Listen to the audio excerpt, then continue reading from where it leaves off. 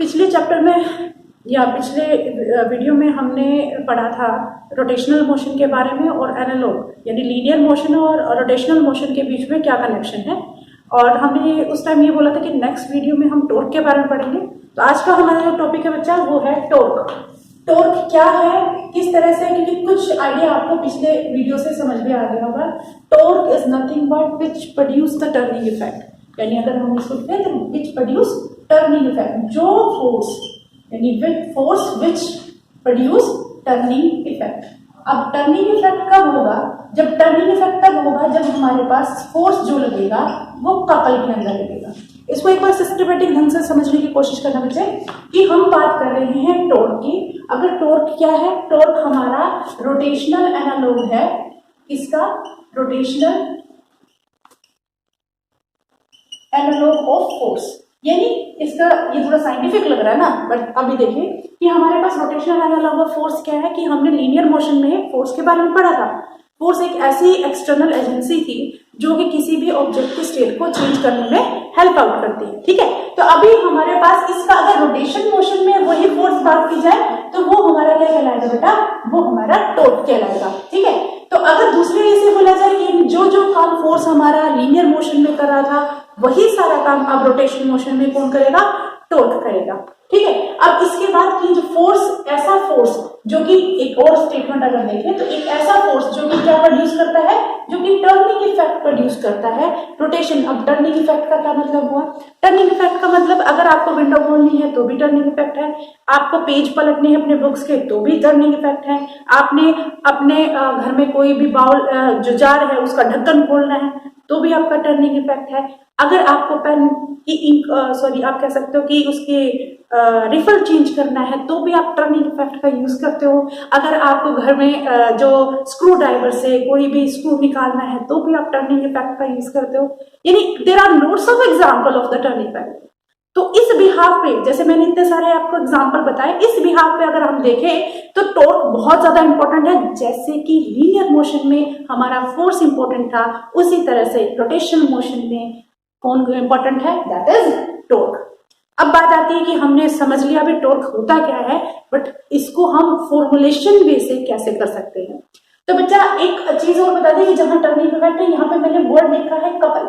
Couple का मतलब क्या है? जहां फोर्स जो है वो इक्वल एंड अपोजिट डायरेक्शन में लगे, उस फोर्स को हम क्या कहेंगे? उस फोर्स को कहेंगे बच्चा हम कपल। लाइक अगर मेरे पास एक बोर्ड है और यहाँ पर मैं फोर्स F लगा रही हूँ और एक फोर्स इस साइड लगा रही हूँ, तो ओनली देन, यानी यहाँ से अगर डिस्टेंस R1 मान लीजिए और ये डिस्टेंस R2, ये क्यों लगा रहे हैं कि हमें तो एक्सिस ऑफ रोटेशन देखना है ना। तो ये देखिए ये रोड है हमारी, अगर मैं फोर्स यहां से लगाऊंगी F1, ये F हो गया, ठीक है, ये F1 मान लीजिए F2, ठीक है, तो यहां से फोर्स लगाऊंगी, ठीक है, तो यहाँ पर ध्यान दीजिए नीचे की साइड जा रहा है, तो यहाँ पर हमारे जो फोर्स है that's are equal and opposite. जितनी अमाउंट में मैं यहाँ पर फोर्स लगाऊंगी उतनी अमाउंट से ही नीचे जाएगा, और वाइस वर्सा। अगर मैं इसको ऊपर कर रही हूँ तो ये नीचे की साइड है। तो एक्सिस क्या बचा? इसका एक्सिस वो है यहाँ, इस एक्सिस के अकॉर्डिंग क्या करेगा? ये रोटेशन। अगर मैं इसको इससे करूँ तो ये इस एक्सिस के अकॉर्डिंग रोटेशन करेगा। तो यहाँ कपल टर्निंग इफेक्ट तब आएगा जब कपल ऑफ फोर्स होगा, और कपल ऑफ फोर्स तभी होगा जब इक्वल एंड अपोजिट फोर्सेस हमारे पास होंगे। तो हम यहाँ से कह सकते हैं F1 सिमेट्री के लिए बेटा F1 और F2 करें, F1 R1 is equal to F2 R। Moment वाला हमने एक चैप्टर किया ना, मोमेंट में हमने किया था कि तो यहाँ हमारे पास एक्सिस ऑफ रोटेशन के लिए ये तभी पॉसिबल हो पाएगा जब हमारे इक्वल एंड अपोजिट फोर्सेस होंगे।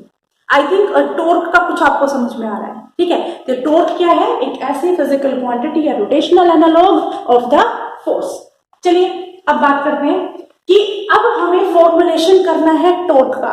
तो बच्चे हमारे पास, जैसे अगर मैं बात करूं, कोई भी मेरे पास रिजिड बॉडी है, ठीक है, मैं कोई पर्टिकुलर शेप की है और मेरे पास ये इसकी एक्सिस हमने इस तरह से बना रखा है।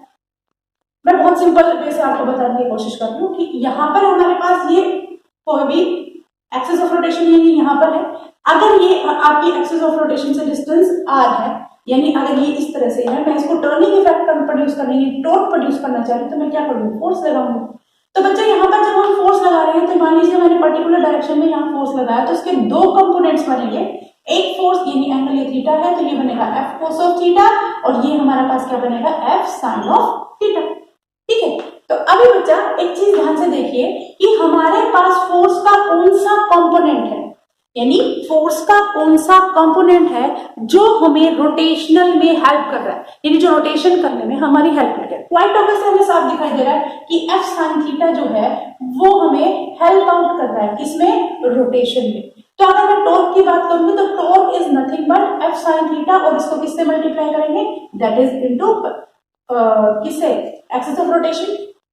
एक्सिस ऑफ रोटेशन याद है ना, क्योंकि हमने मोमेंटम की बात की थी। अगर m है, अगर मोमेंटम मास की करेंगे तो ये हमारे पास क्या हो गया, ये mr ये लीनियर में था, ये रोटेशनल में था। मैं दोबारा से कैलकुलेट थोड़ा सा हल्का सा, ताकि आपको ये चीज समझ में। मोमेंटम था तो ये एंगुलर मोमेंटम क्या था, p इंटू आर। फोर्स था तो टॉर्क, यहाँ पर फोर्स है तो टॉर्क क्या हो जाएगा, F को R से मल्टीप्लाई कर दो। यहाँ पर मूवमेंट ऑफ इनर्शिया, यानी अगर इनर्शिया की बात करूं तो movement of inertia m r square के बराबर, यानी m मास को अगर R से मल्टीप्लाई कर दूं, यानी वेलोसिटी। अच्छा एक और एग्जांपल, वेलोसिटी है r ओमेगा कर दीजिए, एक्सेलरेशन है r अल्फा कर लीजिए। देखिए बेटा यहाँ पर हर जगह आपको दिख रहा है r जो है वो बहुत कॉमन फैक्टर, यानी अगर आपको लीनियर मोशन को रोटेशन में चेंज करना है तो हमें एक्सिस ऑफ रोटेशन को काउंट करना पड़ेगा। उसी तरह से अगर मुझे इस रोड को रोटेशन करना है तो मुझे क्या करना पड़ेगा, ऐसे फोर्स को आर से पॉइंट ऑफ से करना है, बट फोर्स का कौन सा कंपोनेंट है जो हेल्प आउट कर रहा है रोटेशन में, that is F sine theta. और अगर इसको लिखा जाए, क्योंकि टॉर्क एक क्या है, वेक्टर क्वांटिटी, की जगह एफ क्रॉस आर, यहाँ पर आर क्रॉस एफ भी लिख सकते हैं। तो ये हमारे पास फॉर्मूला हो गया R two is equal to R cross F. ठीक, क्योंकि क्रॉस प्रोडक्ट में क्या होता है, A cross B that is equal to A B sine of theta, that's why I have written at cross product. मैं इसको ऐसे नहीं लिख सकती, ऐसे लिखने का मतलब ये स्केलर क्वांटिटी होगी। ये हमने पहले वाले चैप्टर में बहुत अच्छे से कर रखा है, राइट। अब इसके बाद देखिए बच्चा, यहाँ पर हमारे पास जो टॉर्क है, दैट इज मैंने जैसे बताया, टॉर्क क्या है, एक वेक्टर क्वांटिटी है, और इसकी अगर वेक्टर क्वांटिटी है तो मैग्नीट्यूड के साथ साथ क्या होगी बेटा, मैग्नीट्यूड प्लस में डायरेक्शन। चलिए अगर मैग्नीट्यूड प्लस डायरेक्शन है तो उसकी डायरेक्शन कैसे निकालेंगे। थोड़ा बहुत अगर आपको क्रॉस प्रोडक्ट का याद है तो उसके अंदर जब हमने डॉट प्रोडक्ट और क्रॉस प्रोडक्ट किया था तो क्रॉस प्रोडक्ट में हमने क्या किया था कि हमारे पास, जैसे एक बार लिख देते हैं ताकि आपको क्लियर हो जाए, ए क्रॉस बी यानी दो वेक्टर्स को अगर आप क्रॉस प्रोडक्ट करते हैं तो आपके पास A B sine of theta और साथ में एक यूनिट वेक्टर आता है जो कि हमें पर्टिकुलर डायरेक्शन देने में हेल्प आउट करता है। क्लियर। तो यहाँ पर हमारे पास जो है, अगर आपको टॉर्क के डायरेक्शन के बारे में पता करना है तो बच्चे आपको ये करना होगा कि आपको राइट हैंड थंब रूल का यूज करना है, राइट हैंड थंब।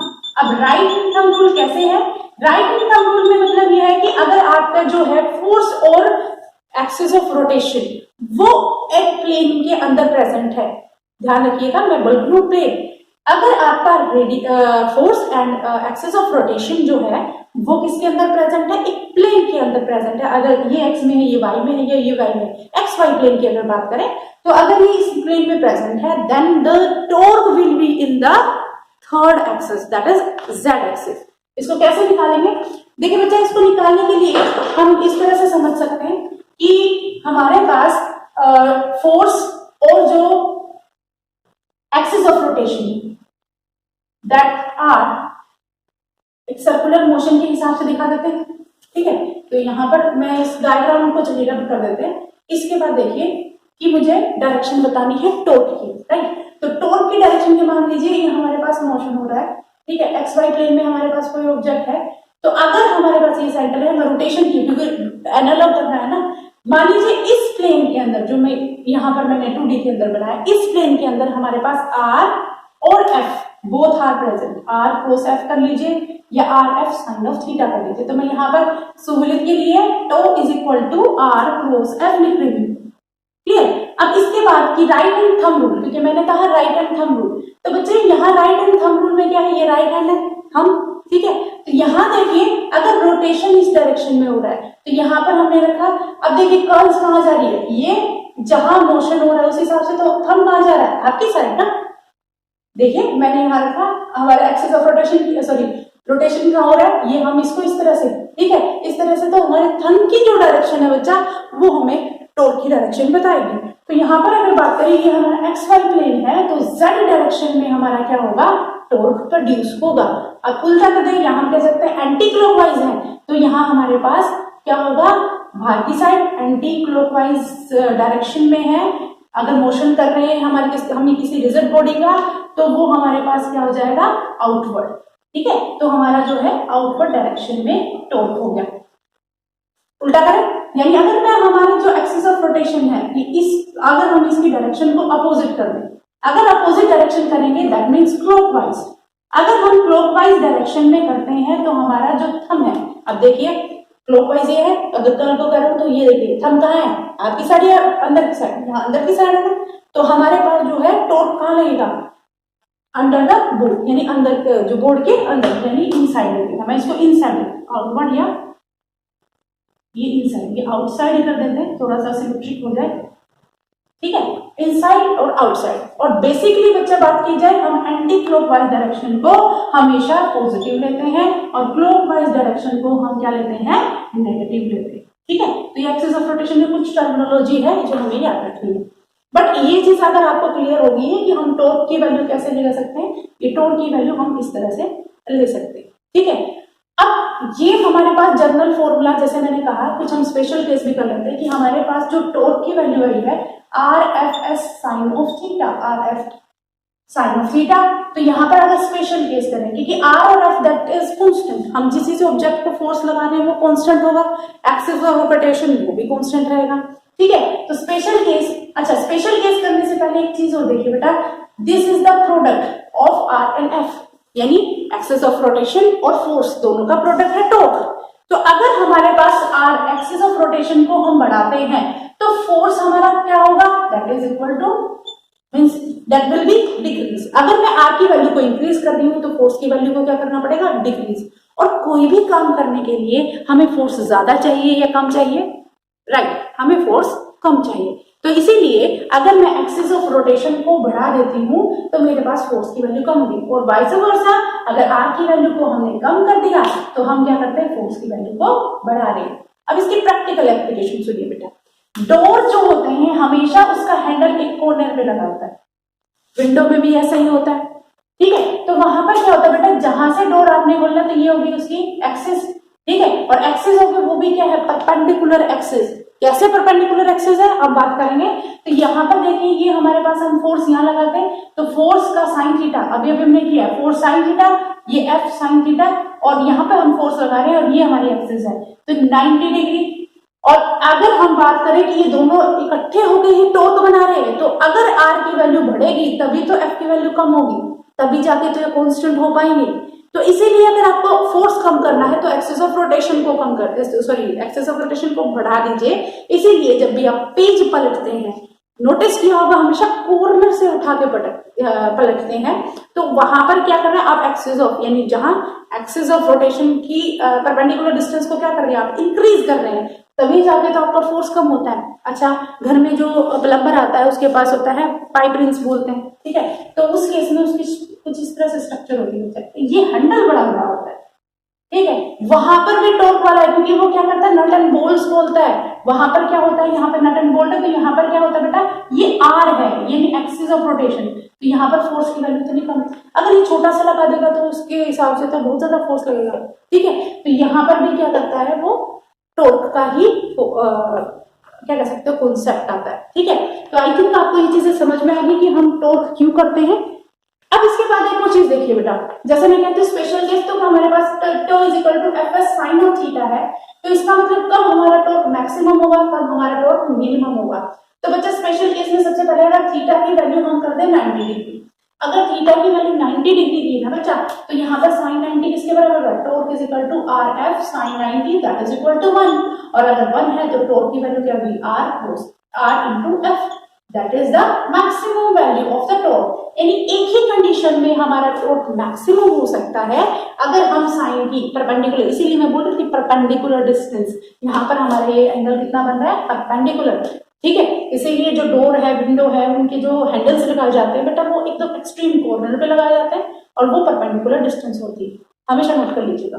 इसके बाद अगर थीटा की वैल्यू बच्चे 0 या 180, मैं दोनों केसेस ले रही हूँ क्योंकि साइन थीटा और साइन 0 और साइन 180 बोथ आर 0, तो इन केसेस में हमारे पास क्या आ जाएगी 0, तो टॉर्क की वैल्यू क्या आ जाएगी 0, that is equal to minimum. यानी अगर हम थीटा की वैल्यू को 0 कर दें और थीटा की वैल्यू को 180 कर दें तो हमारे पास टॉर्क की वैल्यू क्या आएगी, कम से कम आएगी।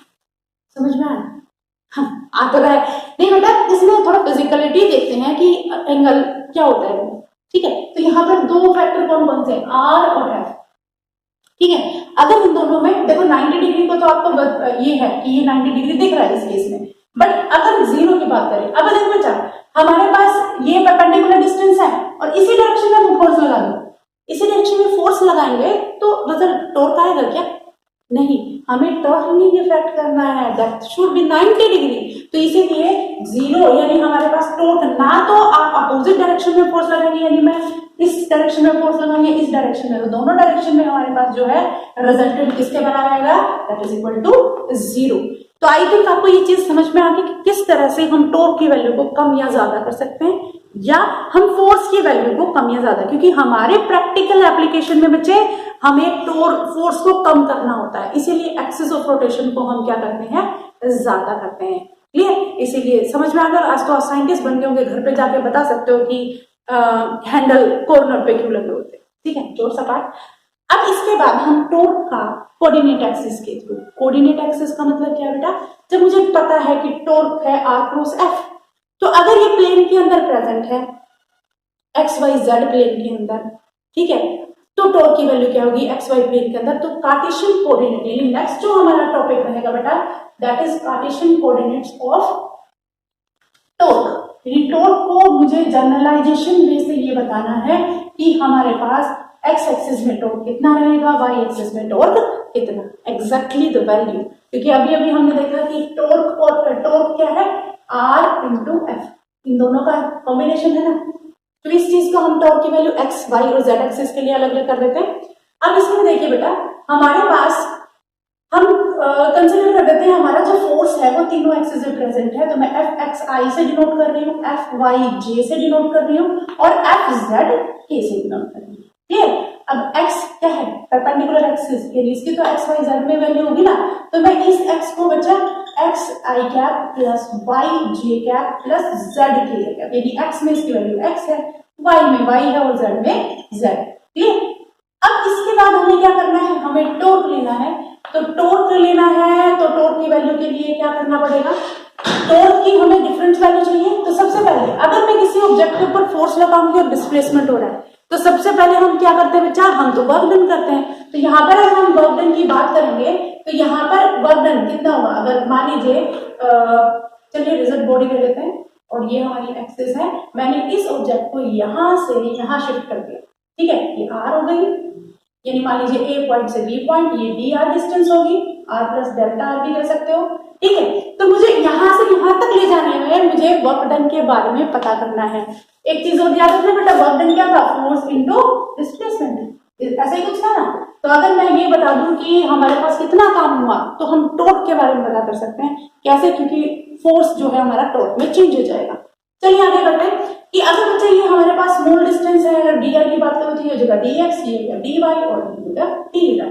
अब वर्क डन की बात करें, वर्क डन होता है फोर्स इनटू डिस्टेंस। अगर फोर्स इनटू डिस्टेंस है तो शॉर्ट टेक आई को आई से, जे को जे से और के को के से, क्योंकि I dot I, J dot J और के डॉट के वन के वन। बहुत अच्छे से कर रखा बेटा, प्रीवियस वीडियो को आप देख सकते हैं। यहाँ पर अगर हम बात करें तो हमारे पास आएगा F X D X plus F Y D Y plus F Z D Z. अगर इसको ध्यान से देखें तो हमारे पास क्या है, हमने इसको मल्टीप्लाई कर रखा है और इसके बाद हम इसको सोल्व करेंगे।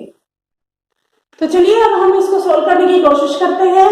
देखिए बच्चा, मान लीजिए एंगल थीटा है, ठीक है, तो यहाँ पर हमारे पास क्या है, इसी को अगर मैं शॉर्टेड वे से करूं, क्योंकि मुझे यहाँ dx, अगर एक्स वाई की बात होती तो हम डायरेक्टली पुट कर देते, मुझे dx और dy की वैल्यू पता करनी है। तो बच्चे ये है हमारे पास r और ये एंगल है थीटा, तो यहाँ पर हमारे पास x और y के कंपोनेंट्स बनेंगे, तो यहाँ x का कंपोनेंट और यहाँ y का कंपोनेंट। तो रिजोल्यूशन ऑफ कंपोनेंट के अकॉर्डिंग अगर बात करें तो ये बनेगा r cos ऑफ थीटा और ये बनेगा r sin ऑफ थीटा। ये पता है सबको? ठीक है। अब इसके बाद अगर हम बात करें, हमारे पास x की वैल्यू है बेटा r cos ऑफ थीटा और y की वैल्यू है r sin of theta. Okay, अब इसके बाद देखो बेटा dx करना है, ठीक है। dx करना है तो हम कैसे कर सकते हैं इसको, dx करना है तो डिफरेंशिएशन करना पड़ेगा, और डिफरेंशिएशन का क्या रूल है, dx अपॉन में किसके विद रिस्पेक्ट, d थीटा के विद रिस्पेक्ट, तो r sin of theta cos theta का होगा माइनस sin थीटा, और अगर हम dy की बात करें तो बेटा यहाँ dy अपॉन में d थीटा, यहाँ पर r sin का क्या हो जाएगा cos ऑफ थीटा। ये देखिए बेटा r cos थीटा x के बराबर है तो हम लिख सकते हैं dy equal to S theta.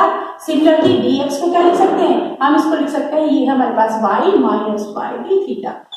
Clear, हमने सिर्फ इन सब्स्टिट्यूशन की वैल्यूज रखी है, तो डी डब्ल्यू की वैल्यू जो होगी वो किसके बराबर होगी, that is equal to F X. dx की वैल्यू क्या है बच्चे, dx की वैल्यू हमारे पास minus Y D theta plus F Y, ये है एक्स डी थीटा। क्लियर, इसके बाद अगर हम लिखेंगे टोटल वर्क डन हमारे पास डी थीटा है, तो वर्क डन हमारे पास ये है D W is equal to, बच्चे इसको क्या लिख सकते हैं, X F Y minus Y F X, और थीटा को कॉमन ले लेते हैं, कोई डाउट, क्योंकि मैंने माइनस वाला पीछे कर दिया है और ये प्लस वाला आ गया।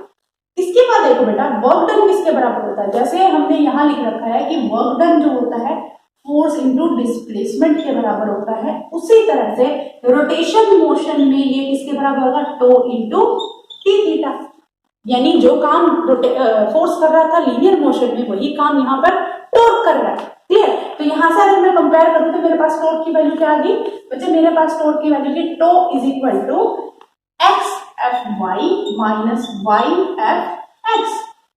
आ गया ना planar coordinates, sorry Cartesian coordinates. तो बच्चे मैंने अभी थोड़ी देर पहले था कि ये कौन से प्लेन में, एक्स वाई प्लेन में, तो ये हमारा किसमें होगा, जेड एक्सिस में।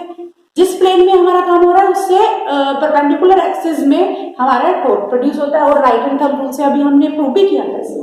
इसके बाद देखिए बेटा टो एक्स की वैल्यू निकालना, तो टो एक्स के बाद क्या आएगा, देखिए जेड के बाद एक्स ना, यानी एक्स वाई और जेड, एक्स के बाद वाई और वाई के बाद जेड, तो इस तरह से सर्कल ही चलता रहेगा।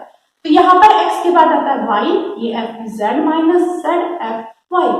सिमिलरली टो y की वैल्यू देखें, y के बाद आता है Z F Y sorry x minus X F Y Z. तो इस तरह से हमने कार्टेशियन कोऑर्डिनेट्स ऑफ टॉर्क निकाल दिए हैं। हम इजी से इसको क्या कर सकते हैं, सोल्व कर सकते हैं। ठीक है, सोल्व कर सकते हैं, जब भी प्लेनर कोऑर्डिनेट्स की बात आए तो बच्चा डायरेक्टली इसका एक शॉर्ट ट्रिक बताती हूँ। शॉर्ट ट्रिक क्या, जैसे मैंने टॉर्क को बताया था आर क्रॉस एफ, यही था ना बच्चे, और अपने क्रॉस प्रोडक्ट अच्छे से पढ़ा हुआ है। टॉर्क निकालने के लिए क्या करते हैं बेटा, मैट्रिक्स फॉर्म करते हैं आई जे के।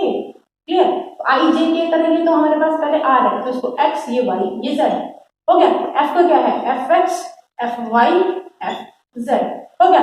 सबसे पहले अगर मैं बात करूं, मेरे पास जो है ये आई वाले कोऑर्डिनेट्स की बात कर रही है, ये वाला इसको करेंगे तो वाई एफ जेड एक्स के लिए यूज करूंगी, देखिए Y F Z minus Z F Y minus F Z Y आ गया ना।